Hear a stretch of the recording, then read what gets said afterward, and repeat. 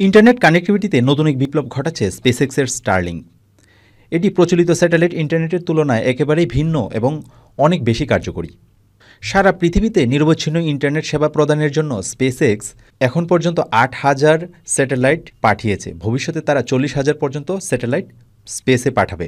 Starlink ইন্টারনেটের মূলত 3টা পার্ট থাকে। একটা হচ্ছে গ্রাউন্ড স্টেশন, স্যাটেলাইট এবং ইউজার টার্মিনাল। চলুন দেখি স্টারলিংক আসলে কিভাবে কাজ করে।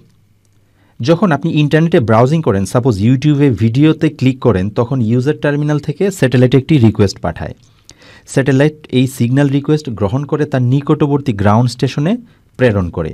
গ্রাউন্ড স্টেশন যেহেতু ইন্টারনেটে যুক্ত থাকে, সে ইন্টারনেট থেকে ডাটা সার্চ করতে থাকে এবং আপনি যে ডাটা রিকোয়েস্ট পাঠিয়েছিলেন সেটা সে সার্চ করে আবার স্যাটেলাইটে পাঠায়।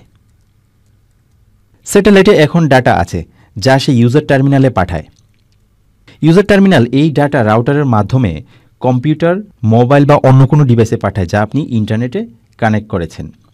এই পুরো ঘটনাটা মিলি সেকেন্ডে ঘটে। আপনি যখন ইউটিউবে ক্লিক করেন তখন মনে হয় তাৎক্ষণিক চালু হয়েছে। স্পেসে স্যাটেলাইট ঘুরতে থাকে। আপনি যখন কোনো ডাটা রিকোয়েস্ট পাঠান সেটা সে রিসিভ করে, আপনি পৃথিবীর যে অবস্থানেই থাকেন না কেন।